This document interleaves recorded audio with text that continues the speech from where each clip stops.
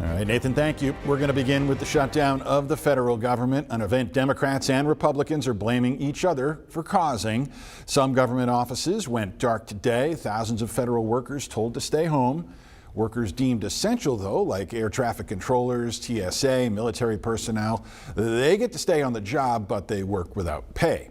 And it looks like lawmakers on both sides of the aisle are standing their ground when it comes to reaching a deal. Republicans want to extend funding at current levels. Democrats, though, are holding out for concessions on health care, including extensions of Affordable Care Act subsidies and reversals to cuts to Medicaid made in the Big Beautiful Bill earlier this summer. They're boycotting negotiations because they want premiums to go up on people in this country.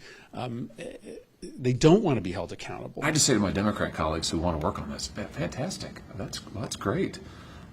Let's not hold hostage all of these innocent Americans. Now, the possible effects of the shutdown on the economy have some analysts worried, largely because the labor market's in a different place this time around. And about 750,000 federal workers are expected to be furloughed during this time, and that includes nearly 2/3 of the National Park Service's workforce. Despite those furloughs, the parks are still mostly open, including hot springs. Gwen Baumgartner, though, takes a look at the concerns at some of the bigger parks. America's national parks are open to nature, yet partially closed by politics amid a federal government shutdown. Visitors can still witness much of the park's beauty, but areas like visitor centers, concession stands, and some bathrooms are closed. That raises concerns about potential problems. We know how people run amok when there's no supervision.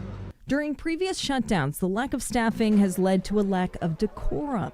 Trash piling up, restrooms left uncleaned, and in 2019, illegal camping and rampant vandalism, like this damaged Joshua tree. You're just asking for these kinds of things to happen. Teresa Pierno is president of the National Parks Conservation Association. She says staffing for the National Park Service is down 24% since President Trump took office, not including seasonal hires. The NPCA is one of several groups arguing the park should close until the government reopens to avoid a repeat of 2019. We had scientists, that were cleaning bathrooms, and historians and interpreters that were doing other jobs, and therefore their jobs were going undone. And so now when you go ahead and you take away and furlough most of those employees and have a very skeleton crew, they have to choose what to do and what not to do. The uncertainty of what's ahead is also worrisome for private companies that rely on tourism. We're obviously going to do less business.